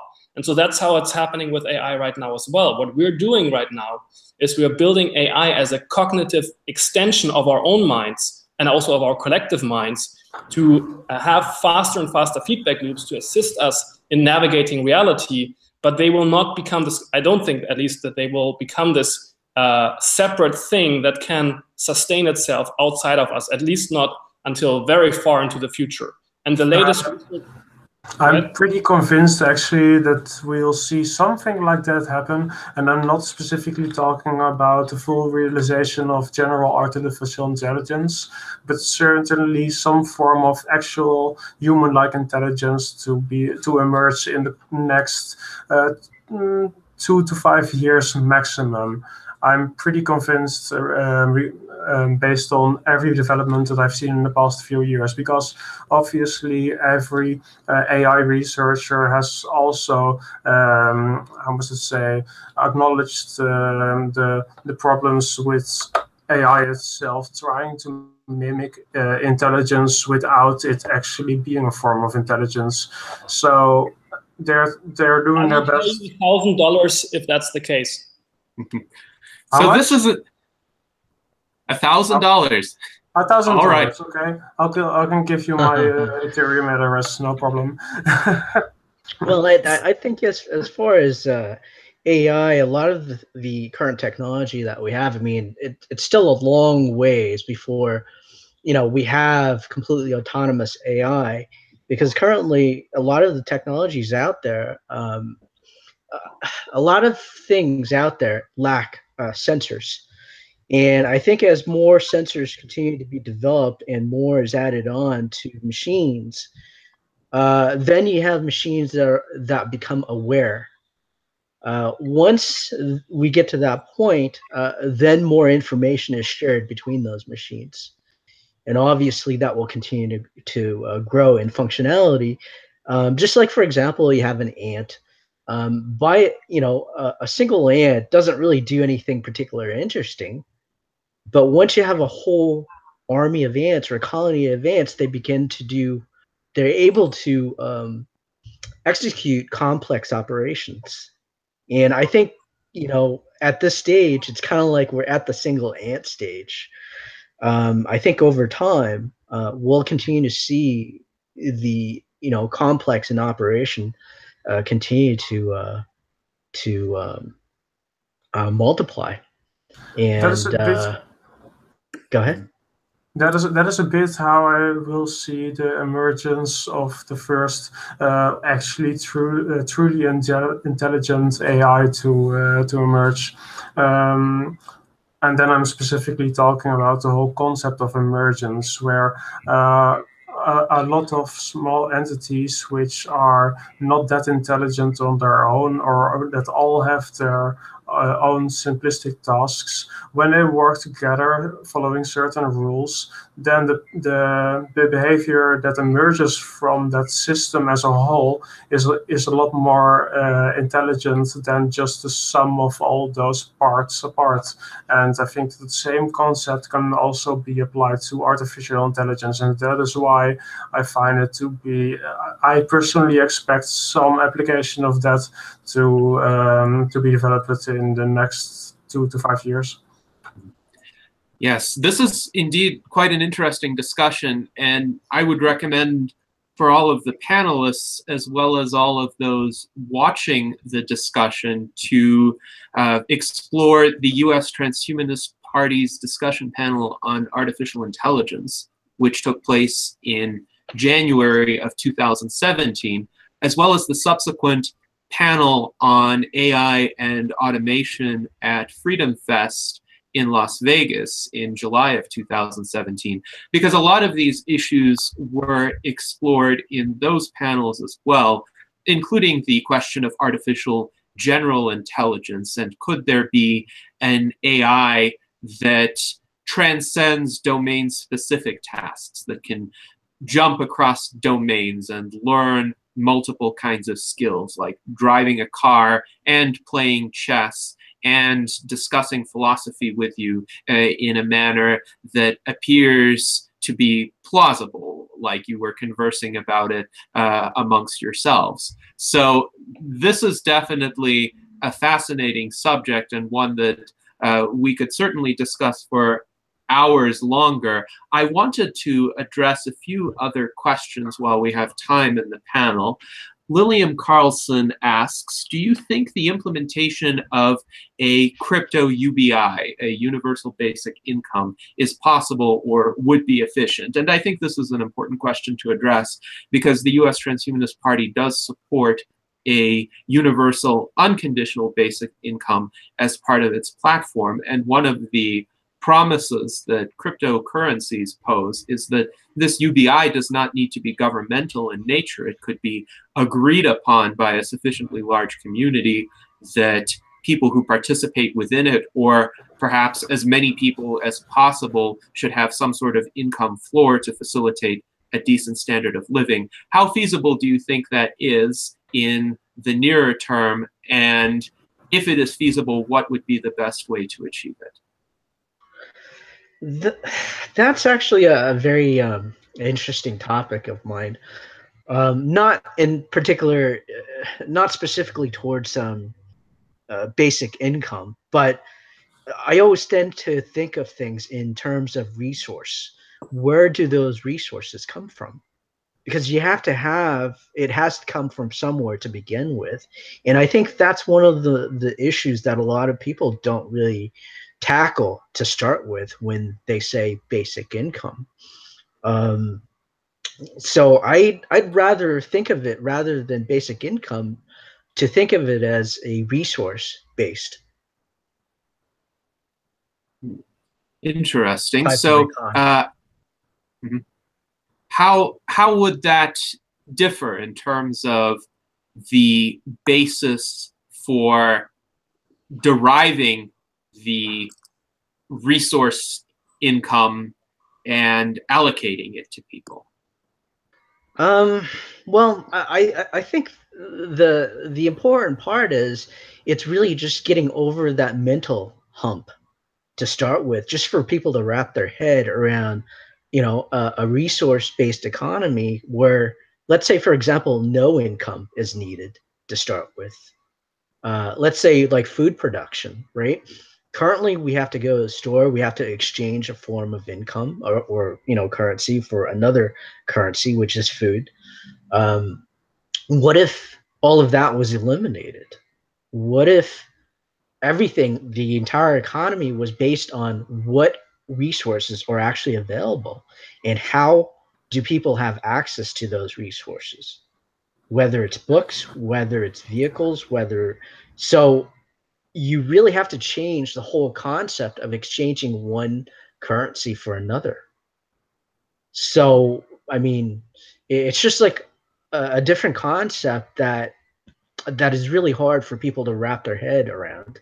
And I think, I think a lot of the problems that we face today is really a problem with the way that we think in terms of is this possible? Is this feasible? Well, the technology exists today, but the problem is, are we as a society willing to go forward and create this type of economy? And I think that is one of the major stopping points of realizing this, this type of future. Because realistically, if you have resources out there, and if no one was specifically just saying, hey, I want to make a lot of money and I'm going to acquire all of these resources. Well, what if that wasn't a problem anymore? And instead of people trying to hoard resources, you have a governance system that is non-biased, let's say that is rule-based, machine-based, where there is no individual that decides to say, hey, this particular group has access to this or that particular group has access to that, where you have an economy where as a whole, everybody works together in terms of assessing, how much resources do we have and how this could be applied. And a lot of the mechanism in terms of production is done through machines. And this is interesting. Go ahead. This is interesting because ultimately the reason for money, the reason for any sort of allocation of resources to begin with, is that resources are scarce. At least many of them are. If they are not scarce, for instance, breathable air on planet Earth, there is no need for a system of currency to decide who gets what, or any other sort of governance mechanism. People can just breathe for free. Likewise, in a lot of places, drinking water is like that.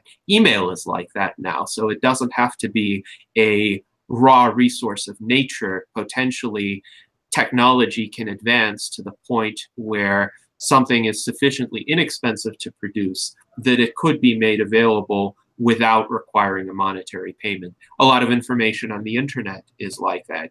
Even art and music in digital format is often given away for free. This panel recording is given away for free. Nobody has to pay money in order to listen to it. So it seems to me that the technological capabilities and the material resources that support a particular good or service are ultimately what determine how readily it can be allocated. The question is, do we have systems in place, monetary systems or otherwise, that can then allocate those goods or services without introducing additional frictions or incentive problems of their own? So I'll open it up to Moritz and Lawrence to discuss this further and give any of their thoughts about universal basic income, whether cryptocurrencies or other related technologies can be used to facilitate it. Well, I can add a bit more, but I'm not quite sure if that will involve cryptocurrencies. But regarding basic income as a whole, I think that we should start at another point where we're talking about not basic income, but let's say a basic provision of food for everyone in the world, like solving the actual problem of hunger. I think that is one of the things that can actually be accomplished in a relatively short time span. For example, let's look about to how food is grown currently. You have farmers, you have machines. A lot of all those things have already been automated, but not everything. And if you also look at 3D printers, there are 3D printers that are basically able to replicate themselves. They can print the parts that they are comprised of. The only thing that's lacking is a robot that is able to assemble all those parts together. If such a robot is also able to be 3D printed, then you have a fully self-replicating system in place. If you extend that to also have the capabilities to produce, whether they be small or large, it doesn't really matter because they're self-replicating. If you have self-replicating harvesting machines, then you can fully automate the process of harvesting. So I see it pretty viable in the near future to have the entire food production sector to be fully automated. And I think that will be one of the biggest steps towards a universal basic income. Thank you, Lawrence. Now, Moritz, do you have any thoughts to add to this particular conversation? I do. So for one, I'm not a believer in the universal basic income for the simple reason that I find it to be a dangerous game in the sense that it takes skin in the game away from the lowest level or from the highest or from the level where the agency is at, and kind of gives the government or whatever other system this provides this universal basic income a level of control over the people who receive it that I wouldn't want anybody to have. If you think about if everybody gets food from a single source or from a specific source, then they're beholden to that source and whatever it wants if it takes away that income again.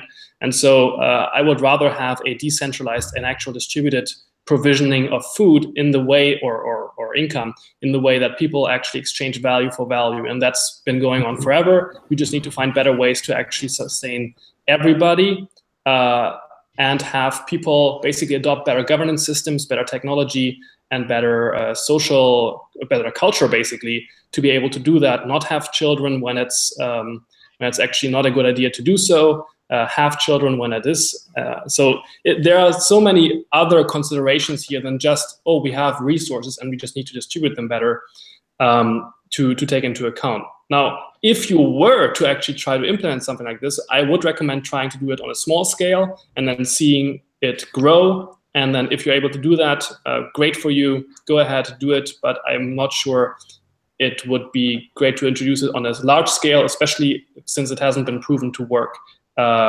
without fault at small scales before. It has merited some interesting results, but it hasn't been clear-cut either way. That being said, at the current moment, we already have basic income. It's just split across different services. At least in the US, you have food stamps, you have Social Security, you have many different systems that are providing a sort of basic income.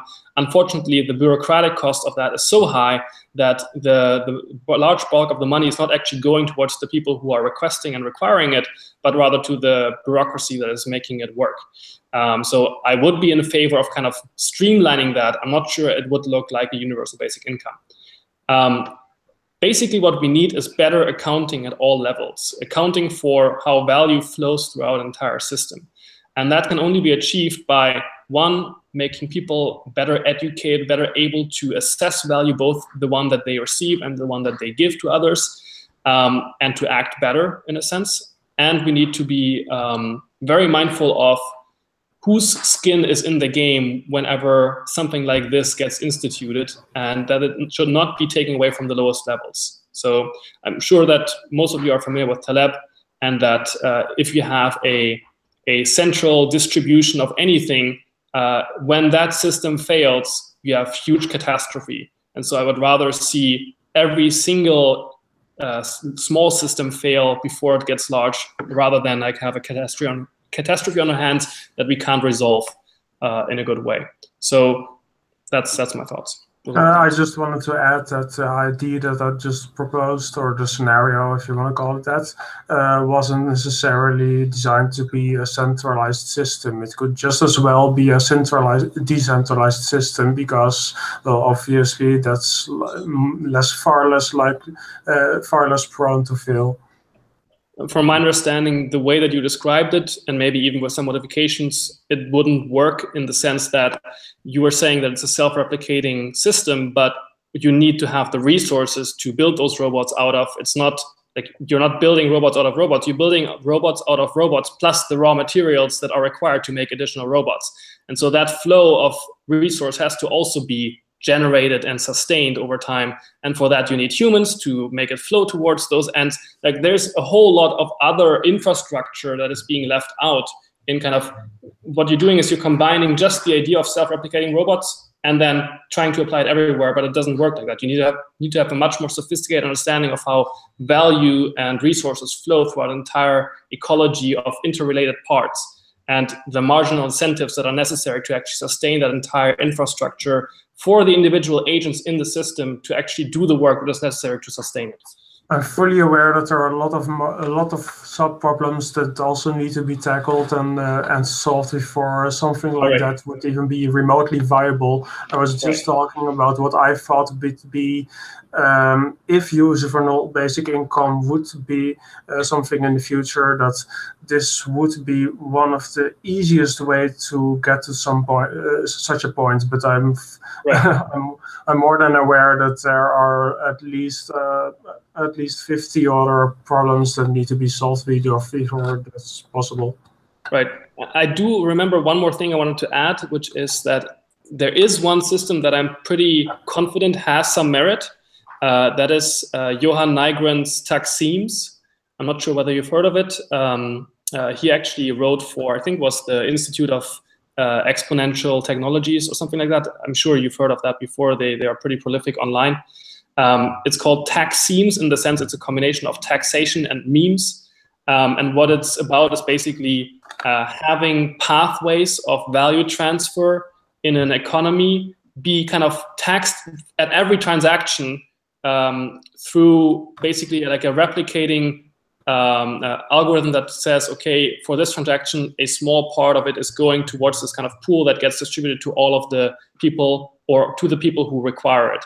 So it's a kind of decentralized, non-central system of taxation where there's no force behind it, but rather opt-in for businesses or other kind of players to say, okay, I want to be a part of the system, I will support the system.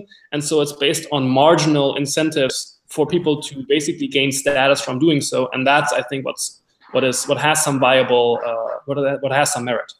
I think that's a very interesting concept. I'm not that big of a proponent of taxes in general, but if anything, it sounds like a better concept than a centrally regulated form of taxation as it currently stands. Right. Yes, and this again would be quite a fascinating discussion to continue. I am even thinking at some point of hosting a U.S. Transhumanist Party discussion panel on universal basic income. I think some of the cautions you expressed, Moritz, are appropriate. I recall during the late Roman Empire, in order to curry favor with the urban populace in Italy, Roman emperors and various generals would engage in the policy of essentially bread and circuses, giving away free food to the masses and treating them to lavish spectacles in exchange for support, essentially. But that could only last for as long as the resource base was there outside of Italy to produce that food, ship it to Rome, and distribute it there. And once the Roman Empire began having problems because it was overextended and being chipped away at its edges, the ability to provide that food became less reliable. The masses rioted, overthrew a succession of emperors. Eventually, the whole system collapsed, and people fled en masse from the cities back to a more agricultural, feudal kind of lifestyle. And certainly we wouldn't want to have these kinds of failure points. On the other hand, if it can be done in a decentralized fashion without putting any entity in an extremely powerful position to be the arbiter of the fates of the recipients, I think that would be promising. Now, in terms of how it is being implemented right now. It is not through a top-down scheme. There are various pilot projects by smaller national governments, for instance, in Finland, or certain localities, provincial governments in other countries. I believe some Canadian jurisdictions are trying it. Y Combinator in the Bay Area is trying a small-scale UBI experiment. I think it's going to have several thousand recipients. So probably de facto, we're going to have multiple pilot projects, each with a fairly small reach, but there would be data from them and an improved understanding derived from essentially the results. So with regard to our panel, it was interesting because I thought we would have plenty to discuss over the course of 2 hours, and it feels to me that we are kind of only beginning to scratch the surface of some of these issues. But nonetheless, I recognize that we are past the 2-hour mark. So I wanted to give each of you the option to offer closing statements. And those closing statements can relate to anything that has been said thus far, or any of the questions or comments that you see in the YouTube chat. And hopefully, again, this is not the end of the discussion. This is just the beginning, and in other venues and other ways, these conversations can continue. So, Lawrence, let's hear your closing statement. Well, I think the fact that, as you mentioned, that we've probably barely scratched the surface during this 2-hour talk perfectly reflects the potential that blockchain technology has. I mean, 2 hours are, yeah, it's just not enough time to have a decent discussion on the whole topic of blockchain technology, because it's just so big. So yeah, do I have any further closing remarks on that part? I don't think so. I would suggest that we follow up with another panel discussion within the coming time to perhaps narrow the discussion down to a specific sub problem within the blockchain technology, or one specific technology that we want to discuss about, because blockchain as a whole is just, yeah, sometimes a bit too big of a topic to tackle just at once. Yes, and I would certainly be open to another panel if we can, perhaps after this conversation, formulate some potential areas of focus and invite some other panelists too to participate at a later date. That would be great. So, Chanta, what are your closing remarks? Well, I'm very excited about going forward in terms of, because currently we live in a centralized economy or a centralized authority, and going forward in the future, what we're seeing right now, at least in the crypto space, is a lot of things are being decentralized. And that's very exciting, because it's going to become a economy of choice rather than being pigeonholed into a single economy that you have to participate in. And I think that's very exciting. And I think, you know, to decentralize everything. And, you know, one of the things that I've been working on in the past is I spent 2 years working on food production in a room where I was growing fish, fruits, vegetables in-house for 2 years, doing research and development. So decentralizing food production in the future is definitely something that needs to be looked into as well. And it is very possible and very efficient. And I think, you know, being able to do that, plus the crypto, that opens up a lot of doors for people. And hopefully we see a lot more people getting involved. Absolutely. I think these technologies would benefit greatly from more widespread participation. One of the themes that I have observed throughout this conversation is the need for a community of adopters and users of any technology, because ultimately currency as a medium of exchange requires people to use it, as would any other functionalities. For instance, with regard to smart contracts, you need people to engage in smart contracts. You need people as participants in any economic transaction. So how to build communities around these technologies, and how to ensure that the best technologies are going to be the ones that have the strongest communities behind them, will certainly be important challenges for the future. So Moritz, what are your closing remarks for this panel? All right, so basically I would just like to recommend to everybody who was interested in the topics and subjects that I've breached to go to my Facebook page. You can add me. I'm happy to have more conversation. I also just recently, actually yesterday night, uploaded a talk that I gave at a meetup on exactly that kind of subject. It is titled A Short History of Computing and Its Next Paradigm, Agent-Centric Architectures. And in it, I go more into how these technologies actually work, what they can achieve, etc. And yeah, I think that's basically it. If you want to get in touch with me also to have more conversation, do go to my own website, moritzbierling.com. And please check out the idea of tech themes. You can Google it. Unfortunately, I'm unable to post links into the chat on YouTube, so you have to do it yourself. And yeah, I'm available for more questions, more conversation, and do hope this gets repeated sometime soon. Excellent. Thank you very much. And I am going to work to create an archived version of the chat so that it will also be accessible after the panel. This recording will remain available on the YouTube link, and furthermore, it will be posted to the US Transhumanist Party website.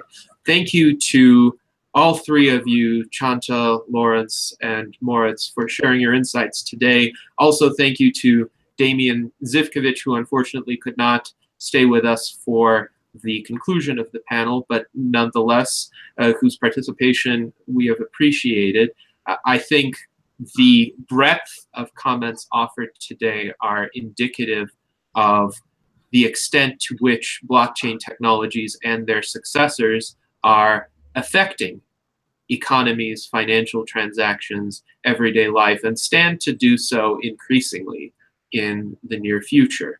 And as we continue to monitor this area, we will, on the one hand, focus on specific subtopics of conversation. On the other hand, we should keep a lookout for emerging developments that may surprise us and may revolutionize this field even further. So with that, thank you very much to our panelists. Thank you very much to our audience. I hope you all have a good day, and we look forward to further discussions.